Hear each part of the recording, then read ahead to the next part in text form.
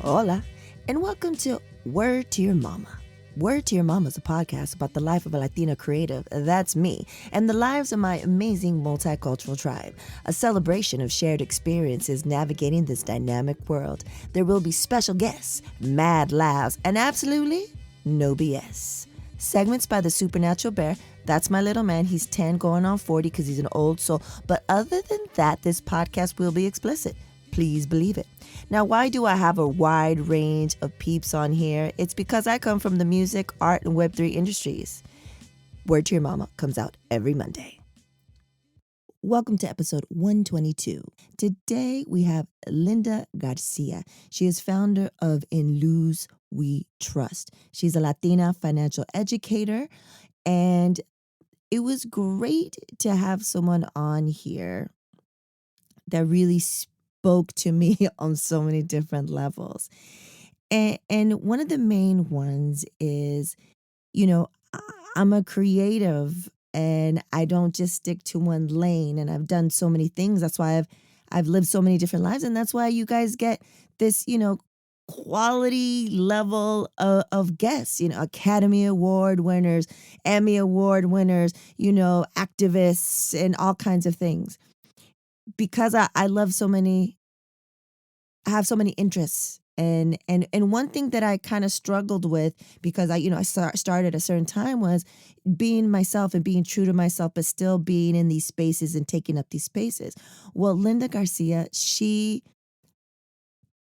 a kindred spirit, because she's a wealth generator. She's out here teaching our communities and other marginalized communities about the stock market and financial literacy and healing these money wounds.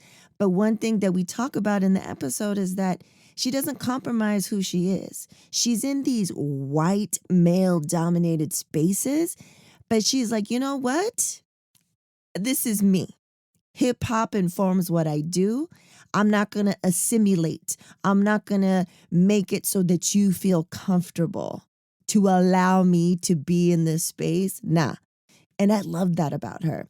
So she's, like I said, she's Latina founder. She's a wealth generator. And she talks about how you have to heal the money wounds before you can generate wealth, and how money is spiritual, which I think is fascinating. I think when you hear her speak on it, it makes more sense, because she went from having a podcast talking about the spiritual journey to going into to money, to teaching peeps about the stock market and stuff like that. Also, she talks about how money is the reflection of your self-worth, how much hip hop has impacted her life. And then we get into the release of her upcoming first book. Yeah, that's right. She's going to be a published author. It's called Wealth Warrior: 8 Steps for Communities of Color to Conquer the Stock Market. And we talk about so much more. So, yes, Linda Garcia, let's get into this. I was like, yes, love that. Thank you. Thank you. Thank you for having me. Thank you for being on. So let's start off the way I start off all the time. ¿Cómo estás? How are you doing today? Have you been? Wow. It feels like such a loaded question sometimes, like I feel like we hardly ever really stop to check in with one another. So when it actually happens, and I want to be honest, I'm like in the zone right now. I'm in this space where I'm in the zone, and it's one thing after the other. I think I've been mentally preparing for this moment for the last year as we've been going through the writing process of the book. And now it's here, and now I feel like I'm coming out of my dungeon in my home. And I'm like, yo, what's up? I'm here. So it's been a great process so far. It has. It really, really has. Yes, absolutely. Okay. So before we get into the book and stuff, I wanted to kind of take it back. Doing my research, you're born and raised in Cali, but then now you're in Texas. So what part of Cali? How long? Give us the numbers. So, and how much have you, how much has Cali impacted you in the area you were raised in? Yeah, that's such a great question. You know, I really feel like I'm half Texan and half California native because my mom and my father actually conceived me here. And then at 8 months, they moved to California. And then I was born in California. And I was born in San Clemente, California. So the southernmost part of California. I grew up in a small town called San Juan Capistrano. Which was for me absolute magic. There's so much land and just nature. I was surrounded by nature. And then you also get like the other side of it, which was like the mission and the history that's rooted in the mission. And San Juan is very rooted in all of their history. So there's like a lot of energy there. You know, so yeah, that's where I grew up, Southern OC. And then I headed to Texas when I was 12 and then back to California when I was 27 and then back to Texas at 40. So I've just been back and forth between both places. So they both have impacted me in extraordinary ways. Like I wasn't locked into the California bubble, like growing up in like a Latina space. I got to like witness harsh racism in Texas and things like that, exposure to like so many Latinos have assimilated in a different way in Texas, exposure to that. So it's been interesting. So you're like the first person of color that I know from that area of California, right? So give us the makeup, the demo. First of all, are you first gen? Second, like where in the? Yeah, my parents were born in Mexico. So they're immigrants. Yes. So what is, when you, those first formative years of you being, you know, San Clemente and stuff, was it Latino? Was it people of color, all white? Like, what did you grow up in?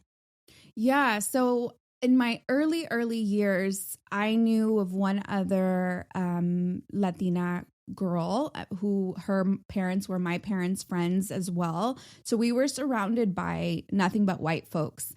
And we were in low income housing neighborhood, but it was all white, a couple of blacks and mainly Latinos, but we were all in a low income housing area. So yeah, that was really interesting growing up in that space because, you know, I didn't even know I was poor, and I was much more poor than everyone there. And my little friends made sure to point that out. So they informed me that I was poor. And then I came home crying to my mom, like, we're poor. Which was, you know, interesting. But then we moved shortly after that into San Juan Capistrano. And in San Juan, there was pockets of brown folks. There was pockets of Mexicanos. And because I had just come from a white neighborhood, I would get picked on because I talked like a white girl. So that was always a thing. You talk like a white girl, you're not one of us. And yeah.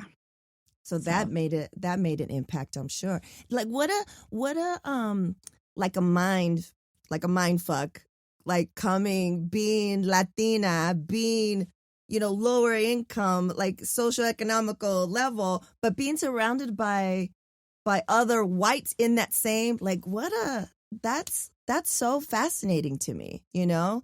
And we'll get to it because I want to see how all of this goes into, you know, what you're doing, how you got to this point with your book. But I wanted to mention, so I know of you because Rita, she's the founder of Latina Podcasters Network, the network that we're on. So when I was like, oh, she has a podcast. So you were one of her guests, right? And yes. I was like, oh, this is dope. This is a, Latina. She's talking about stuff that you don't really see Latinas talking about, wealth, stocks, like all these things, right? And then I was like, let me check. I remember I was cleaning. It was like bathroom cleaning day. So I had my headphones and I'm just like cleaning. And I was like, who's this? Let me check out her website. And the reason why I'm so drawn to you is because of this. You cannot tell me that hip hop wasn't a huge part of your life, because I was like going on your site and I was like, okay, before this episode, I did research because I say it a certain way. I asked my Bronx friends, I asked my Queen friends. The Coogee sweater, you're wearing that, right? And then I'm looking on the site, and then if you have a program that you were doing, I don't know if you still have it, it was called Ream, Wealth Rules Everything. And I was like, this is Soul Sisters, because hip hop I always say music saved my life. People are like, oh, she says this all the time. Hip hop has saved my life. Like, I have everything I have right now is impacted because of hip hop. So please tell me, how did you get there? Like, what is your like how? I mean, it was all hip hop, the aesthetic, the everything. Yes. So growing up, I didn't feel like I belonged to anything. You can imagine why. We just kind of covered that right now. I didn't feel like I belonged to anything. And then when I saw like Latinas on television or in any sort of media, it was all via telenovelas, which was like, I could not relate to that at all. Yeah. And I was born in 1980. And, I was Yo MTV Raps in my bedroom every single day, and just like had my little boombox. And sometimes I'd record songs from Yo MTV Raps so that I could re-listen to it later. Like, that was my place where I belonged. It was my bedroom. It was my posters. It was my boombox. It was MTV Raps. It was like, it gave me freedom almost to express myself. I loved looking at the fashion and the way they were dressed. And I'd go to the swap meet with my mom and I'm like, I want these pants. I want these Nikes. I want this. Like, it just impacted me. It molded me. And it was just a space in my room where no one was going to pick on me. No one was going to make fun of me. And I could be angry and start rapping, or I could feel good, like a summer vibe, and start singing. It was just like my world that no one could take away and no one can threaten. Yeah. So I love that so much. And I relate completely. If I do a talk, I do whatever, I always talk about how I was born in the 70s, but I'm a child of the 80s, and how 80s was Reaganomics. It was all this excess. And it wasn't until hip hop that I was like, they might be on a whole nother coast. This is the beginning, kids. When, hip hop comes from the East Coast, from the Bronx. Yep. And I was like, but this is the first time I see people talking about similar people that look like me or that I know of and I can relate to. And they're talking about real world struggles, barely making it, trying to survive. And I was like, that, to me, I can as a first generation Mexicana, Latina, 2 eggs away from the border, I can relate to that. The other stuff, love it, right? I can relate to hip hop and I can relate to the Smiths because it's depressing over here. You know what I'm saying? And so, but the thing is that I love about you, because there's a lot of people in our age bracket that loved hip hop when it came out. But not too many of us, and especially not too many of us women and not too many of us Latinas, so I gravitate towards them, that we are in where we're at now, where it still dictates, like we don't shy away from it. Like, this is called word to your mama. Like, you know what I'm saying?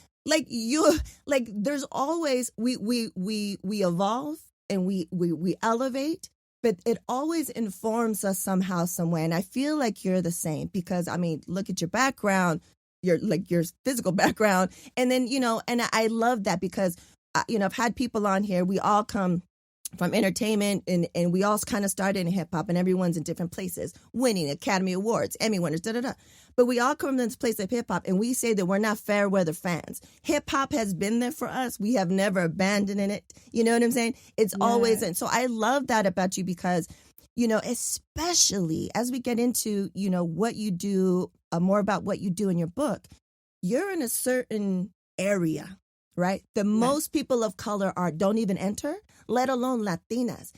And we see it because it's just ingrained in us because of the patriarchy and white supremacy. Oh, we got to assimilate. We have to change. But you are, what I like so far is that you are true to who you are. You're like, I'm going to be in this space. I'm going to take up space. But you know what? I'm going to take it up the way I feel comfortable. This is me. And I love that. So muchísimas gracias. We're going to talk afterwards, but let's keep going. Yes. No, thank you so much for saying that, because I feel like, especially navigating both Texas and California,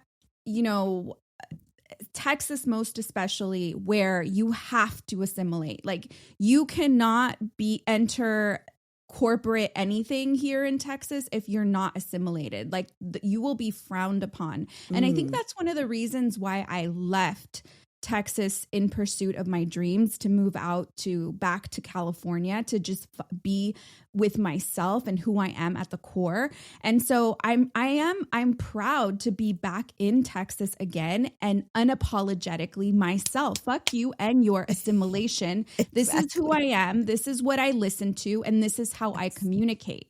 And that's that on that. Yeah, that's it. That's it. And I love that. And there's another way we relate too, because my brother's father, I talk about him negatively on here, but we won't do that today. He's from Texas. He's Tex-Mex.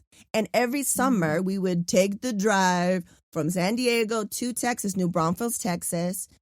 And I would get a bit of that every summer. Do you know what I'm saying? I was like, oh, this is different. You know what I'm saying? The approach is different. I mean, Latinos were not a monolith. Like, even if you're Mexican, a Mexican in Chicago is going to have a crazy different experience than Texas, than California. And you got to have both. And I feel like that could have impacted you negatively, but I feel like we are blessed that it has given you a positive impact. Okay, so we did the hip hop, we did all that stuff.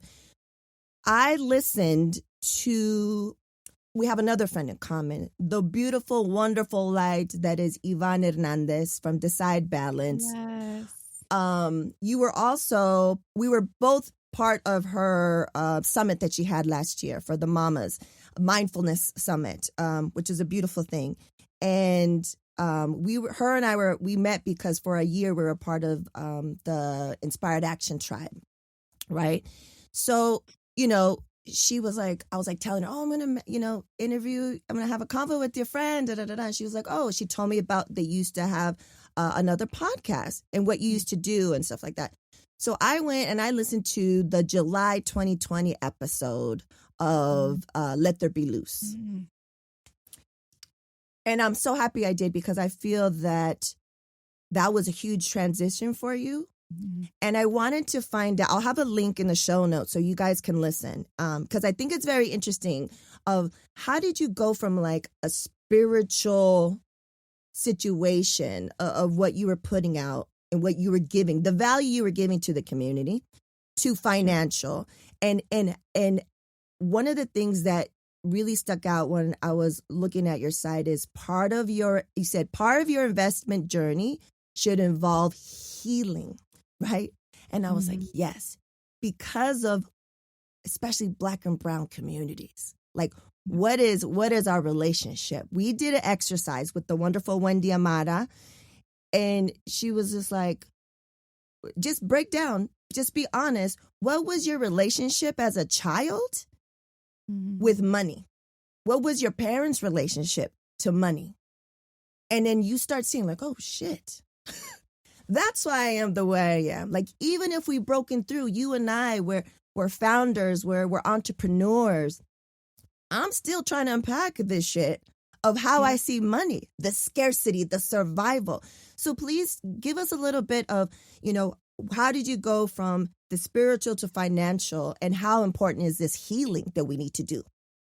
Yeah. So I found that for me and in my personal journey, when I was excelling in certain parts of my life by excelling, I mean, I just was healing certain parts of my life. And because I was healing those parts of myself, I was able to excel, whether it was like confidence or, you know, whatever that experience was, or a form of abuse as a child, whatever it was. But for whatever reason, when it came to money, I was falling flat on my face. Like I couldn't amass money. It was hard for me to price any of my services it was hard for me to monetize on my business. And as an entrepreneur, if you can't monetize, you're dead in the water. You're not an entrepreneur. Sorry to tell you. You know, you might be a creative, but in order to be an entrepreneur and to generate money and to be able to distribute money, which is so important in our communities, to be able to hire other people of color and start distributing funds, you need to understand how to generate it. And I was having such a hard time in this space. And for me, it was very clear that it was becoming more and more clear that money is spiritual and that money is a reflection of our self-worth. And I think that in a spiritual space, that's a very hard pill to swallow, because it's easy for us to chalk up money as something that is evil, not good. You should be doing things for free. You shouldn't be charging. And I don't think that's the way source, universe, God intended for us to live.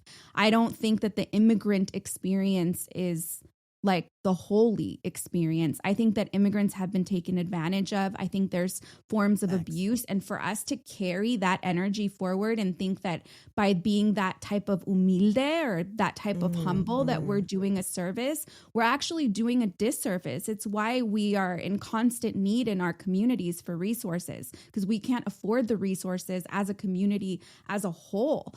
And so for me, it became a mission of like, I need to figure out what is happening here and what it is that I need to break through.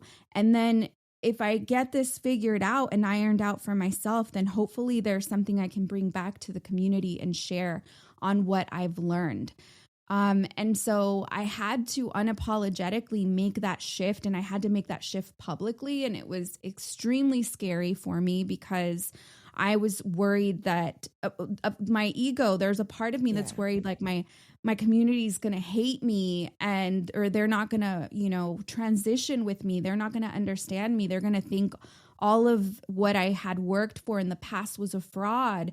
And yeah, there might have been people like that, but for the most part, community was ready for this. Like they were ready to understand their own money wounds and their own money stories. And so it was like a calling from within. I knew I had to take the leap forward. It's all I wanted to talk about.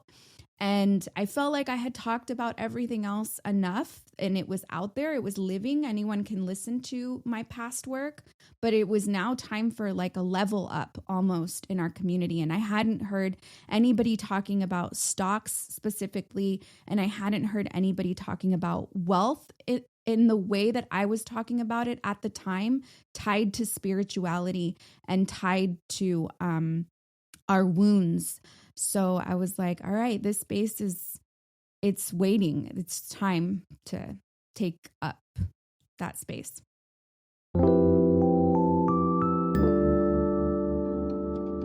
Do you want to support original content that supports diverse voices? Why not support Word to Your Mama? You're listening to it right now. Become a patron. Head over to patreon.com/WTYM. There are 4 patron levels to choose from, including Good Looking Out, I'm Down, Hell Yeah, and Please Believe It. Benefits include patron shout-outs, exclusive patron-only content, and so much more. Head on over to patreon.com/WTYM to take your support to the next level. Gracias.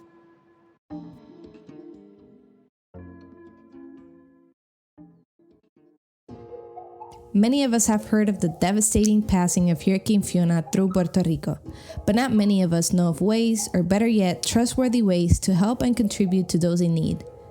Fiona a través de los ojos de los niños is an NFT project featuring art made by children of the nonprofit school Flor de Loto in Ponce, Puerto Rico. Through their drawings, they've expressed their feelings and fears which they went through the hurricane. You can help these children, their school, families, and communities by minting one of their NFTs at help helppr.xyz. You can also help by sending crypto directly to their wallet listed on the website or do a donation through PayPal. The links can be found in the description. And to learn more about this initiative and how you can help, please visit helppr.xyz or via Twitter at helpprflm. Your industry is loud and congested. How will you cut through the noise while maintaining brand integrity?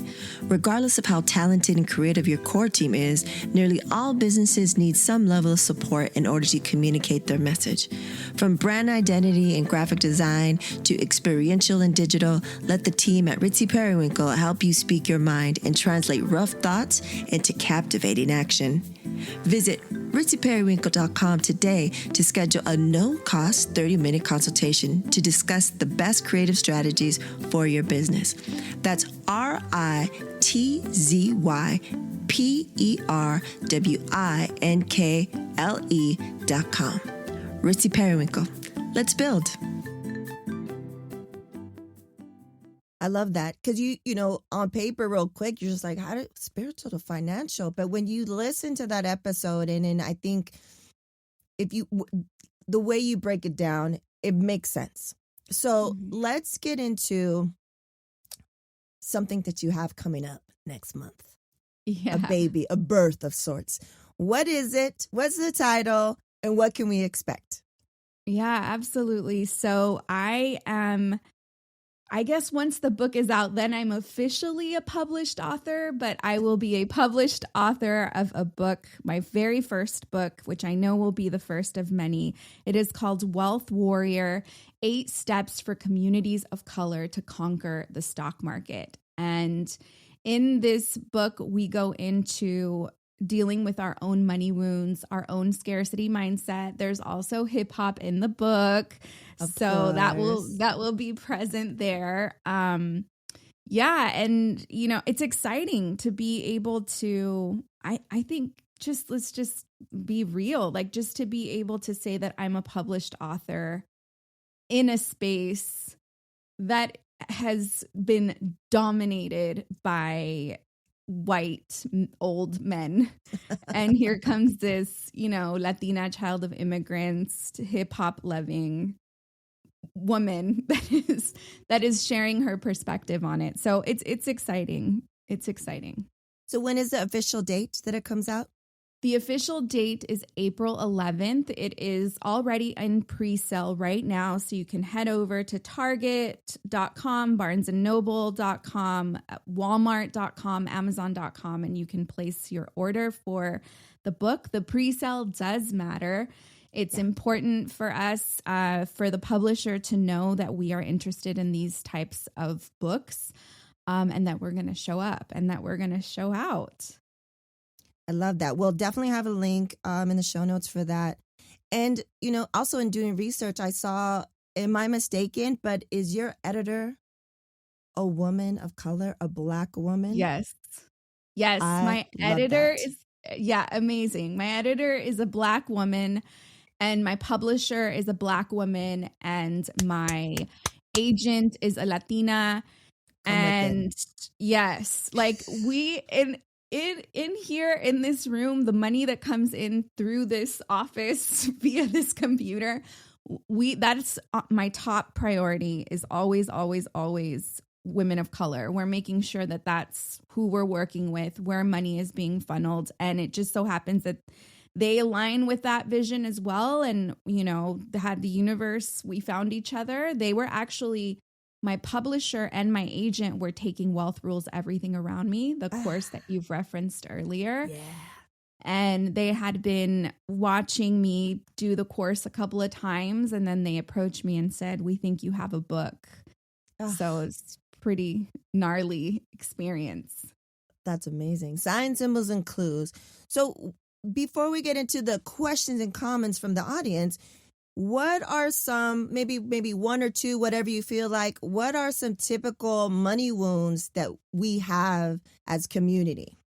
Yeah, I think the biggest one is are a deep-rooted belief that money is the root of all evil, which does come from a biblical reference. However, the entire statement is, for the love of money is the root of all evil, not that money is the root of all evil. I think that's a really big one. And then the second big one that I see the most often is that we have to work hard for money. And most of that has to do because we've watched our parents work really hard for money. And so that is what we've learned that we have to do in order to generate money. And that's just physical labor, and having multiple jobs is actually the opposite of generating wealth. It's more the use of your intellectual mind, the ability to just think, to critically think and find solutions to problems. One thing I like to share all the time is, like, if you take a look at every single thing that you are surrounded with that is on your body, at one point in time, that was somebody's thought that existed first in thought formation, and then it manifested itself into real life. And so there's absolutely no reason, especially for, you know, children of immigrants, especially for Latinos, because there's so much like ingenuity in us, our parents having to come into this country and just think of invent how to do things, come up with ways to do things like that. So much of that lives within us that my hope is that the book and the root of the book simply just gives birth to incredible companies that end up become publicly traded companies in the future, created by, our community. Love that.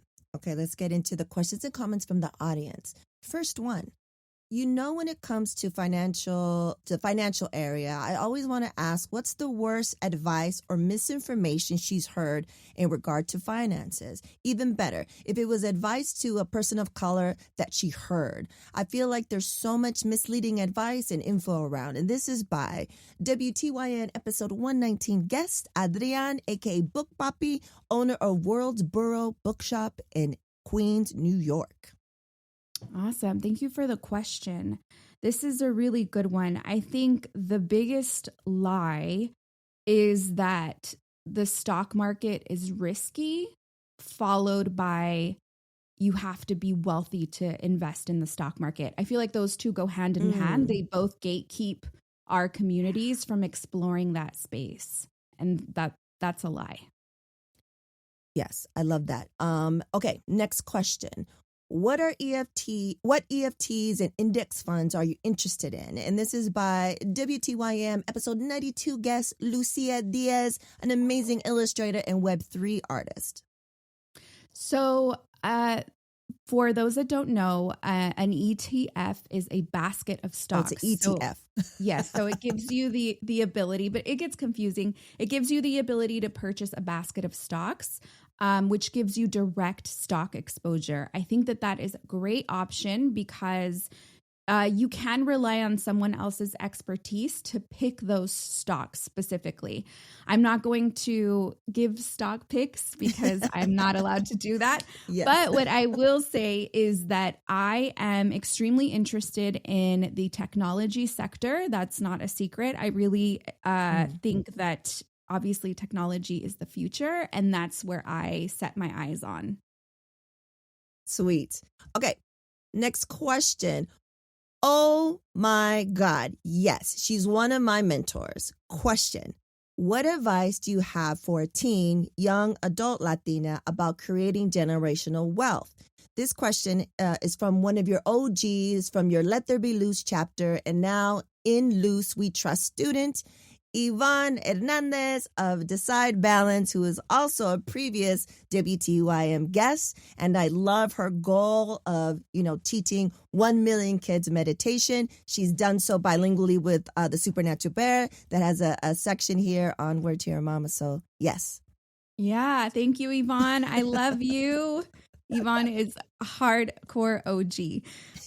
So my best advice is just to have exposure into money content. As long as you have exposure as a teen, you're understanding what the words mean. Wealth Warrior is going to be the perfect book for that. We have a glossary in the back. My story is intertwined into the book, so it's not going to be heavy or boring. It's going to be fun and interesting, and I just make it really simple. I think that this is going to be such a great resource for our young community. I love that. Before we get into the not so rapid fire questions, AKA the slow as hell questions, what are you doing? Book tours? Like, what is your crazy? I'm sure the rest of your is looking crazy, but what are some of the things that you're doing to present this? Is it just for a certain age demo? Is it for everybody? What's lined up for you? Yeah, absolutely. So the book is definitely for everybody. I think it's important for us to understand how the stock market works. Currently, as it stands, only 15% of Americans are directly invested into the stock market. By directly, I mean not by having exposure via your 401ks or other retirement accounts. I mean directly owning shares. Only 15% of Americans do. And get this, the top 10%, meaning the richest people in this country, own 89% of shares. So I think it is important for us to understand what that actually means, and that the only thing that is separating us from us owning our shares ourselves is resources. So the book is going to be an excellent resource for anyone that wants to understand how that system works. So there's definitely, you can be in your 60s reading this book, and you can also be a 15-year-old reading this book. And then we are definitely working on a book tour. We're definitely going to visit places here in Texas, and of course head back to California and visit some places there in California. We're also looking at New York and Chicago to do some quick visits there at some local shops. We're definitely eyeing people of color owned bookstores that we can go visit. That is one of our main goals. So yeah, follow us on Instagram, and we'll be releasing all of the details on where we will be visiting here in the near future. Awesome. Definitely when you're in LA, there's a bunch of places. One of my really good friends, assistant manager in one place. Definitely I'm going to connect you with Adrian, aka Book Papi, Yes. World's Borough Bookshop in Queens, New York. I mean, his story is amazing. So you definitely need to stop there. There's also the Lip Bar is the only one in the Bronx, Afro Latina owned. You got to go there. So definitely send you some of that stuff. Okay, so let's get into the not so rapid fire questions, the AKA slow as hell questions. Are you ready, Linda? Yes, ready. 3 words to describe yourself. Chingona. Please believe it. An empath. And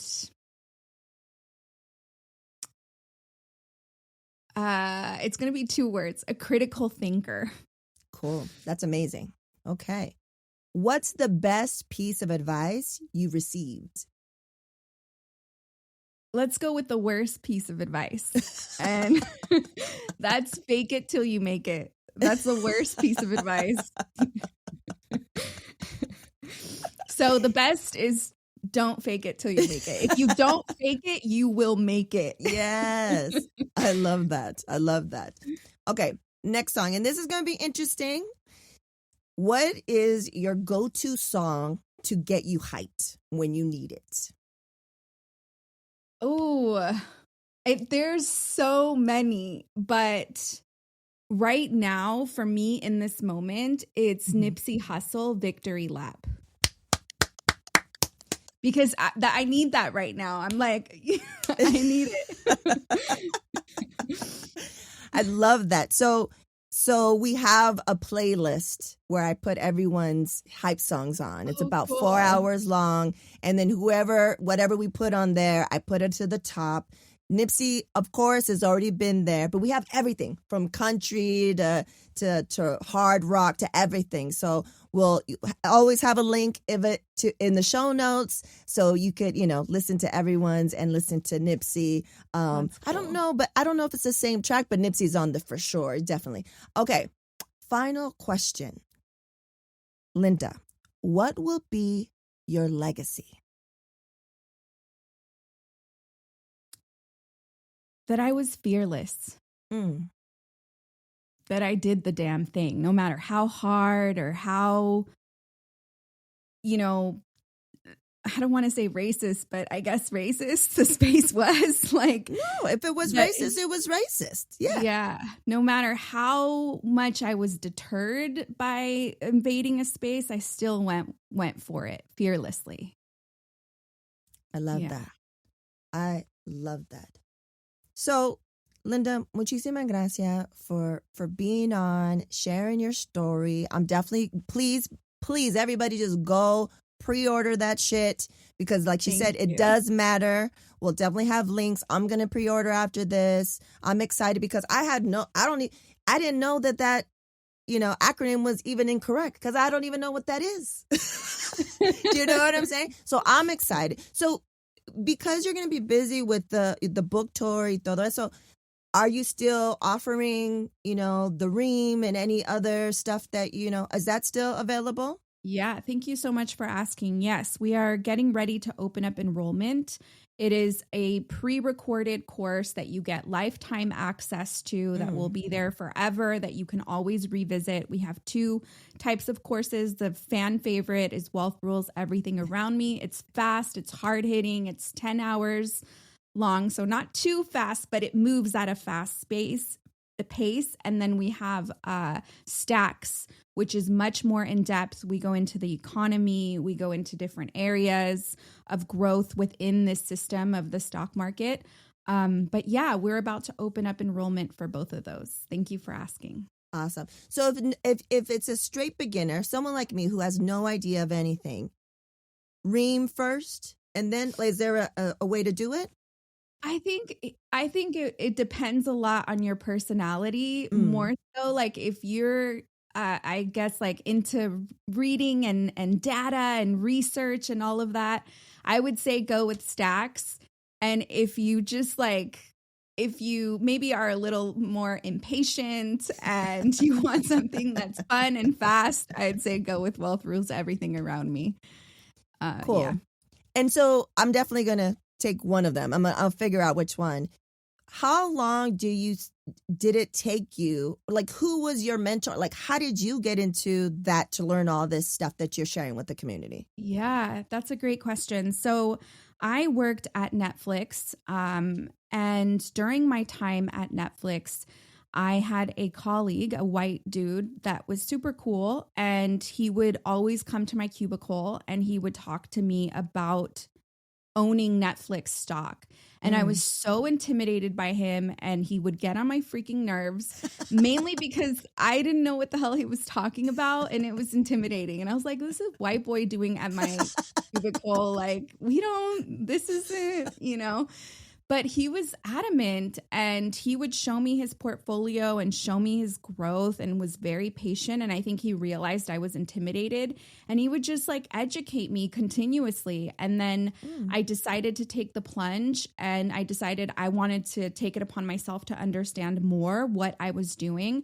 I invested $200 a month consistently, and then I ended up with an investment that grew to $500,000 out of a very small amount of money. And I was at that point, I think, a bit furious on how do we not know that this exists? Like, we don't have to work hard for money. Money has to work hard for us. But if we don't know where to direct money and where to point it towards, it's not going to work. It's going to be lazy AF.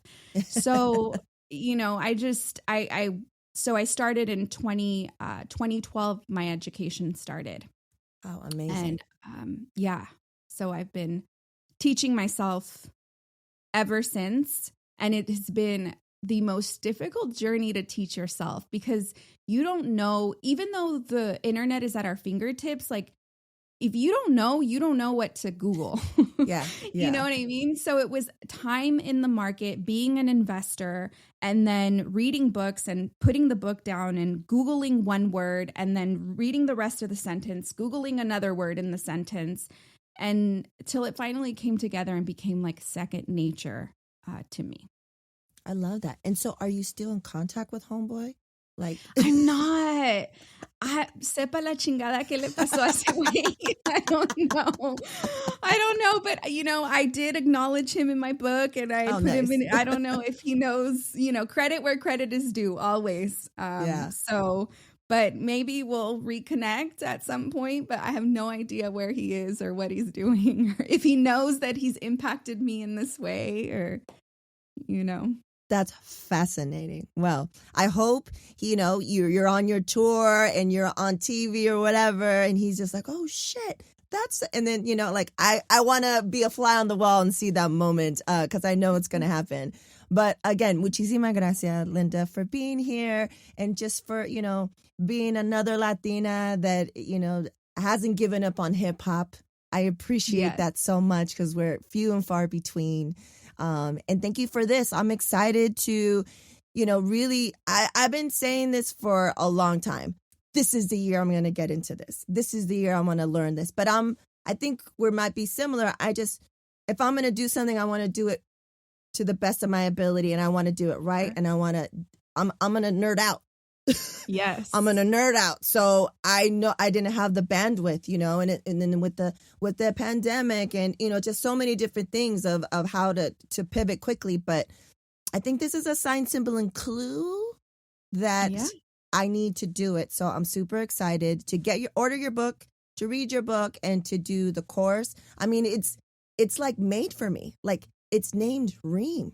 Like, and if you guys don't know, it's like based off of Cream, Wu-Tang Clan forever. Like, it's just too many things aligned. So, great. Muchísimas gracias. Sí, gracias. Thank you for having me.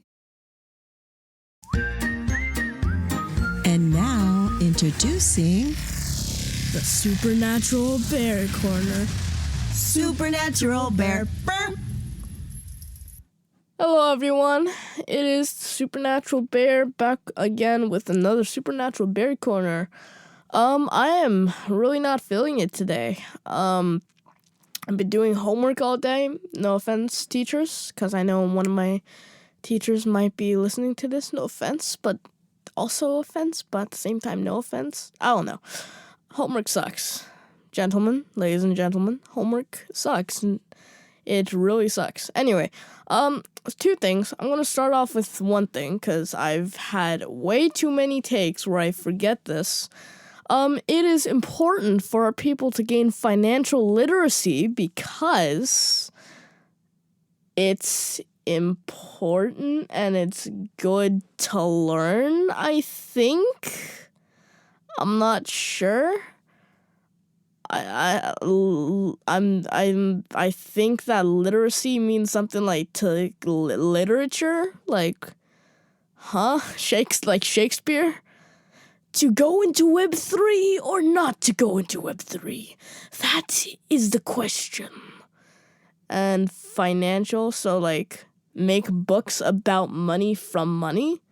I don't know. I'm not into the whole Web3 thing. It's not that I don't like it. It's just that I haven't actually gotten into it yet, because all I know is NFT, blockchain, metaverse, Web3, Hola Metaverso, hi Mr. Ozzy, all this stuff. But yeah, I'm still learning myself. My mom's still learning, but I know almost nothing about it. Apologies. Please don't write me. It's happened before. Okay, so moving on to the other thing that I wanted to point out. I've just been working on a lightsaber animation right now, which essentially it's testing lightsaber physics. It's a test animation made on Scratch, and it tests lightsaber physics and how they move around and how to get better at animating humanoid characters, because I'm normally used to animating ginormous robots that are humanoid, but they're still ginormous robots, so things are able to, move around and stuff. But for humans, not so much. Humans aren't as flexible. There's like a certain limit to the flexibility and how far you can go with them. Like robots, they're assuming their transformation requires their waist to swivel all the way to the back, they can, swivel their waist complete 360, while humans, they can only do it to, hold on, let me see. Ow. Not even 90 degrees. Pathetic. Incredibly pathetic. So, like, there's limitations with humanoids. A lot of limitations. And I also wanted to make something with lightsabers, because, yay, Star Wars. Anyway, have you guys seen The Mandalorian Season 3, Episode 2? Very good episode. I recommend it. It's on Disney Plus right now, so go watch The Mandalorian. Please. Thank you.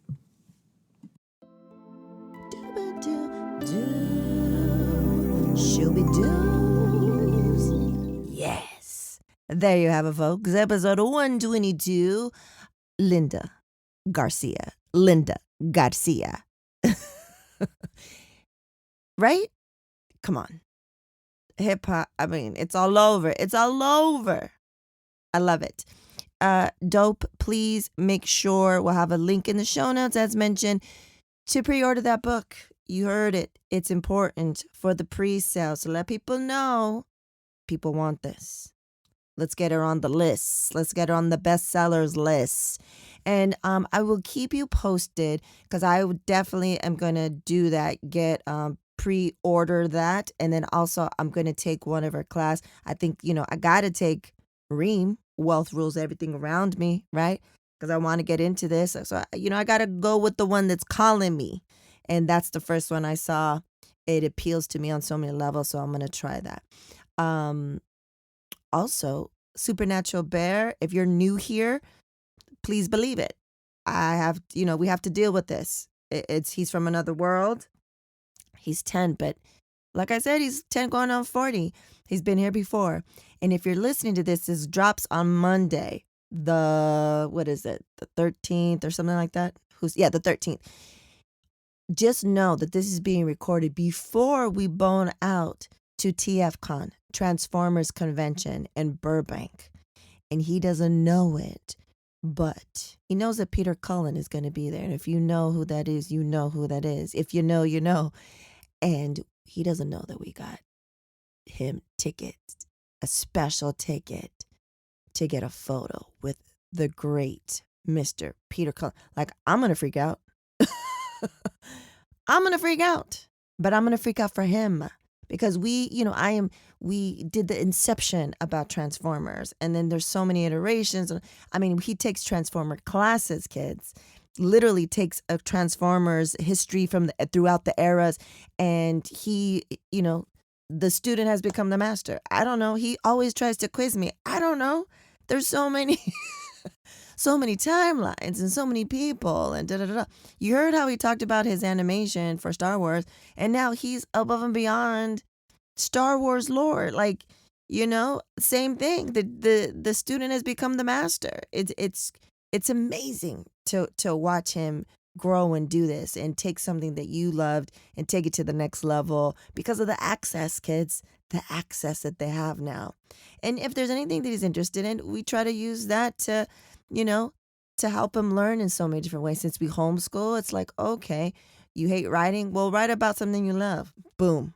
We had this amazing teacher, Miss Erin. Unfortunately, she retired, and she helped him by allowing him to do that and allowing him to thrive, because, it's like, what is he into? Naturally, he's going to learn the different art forms, the different, foundations and stuff.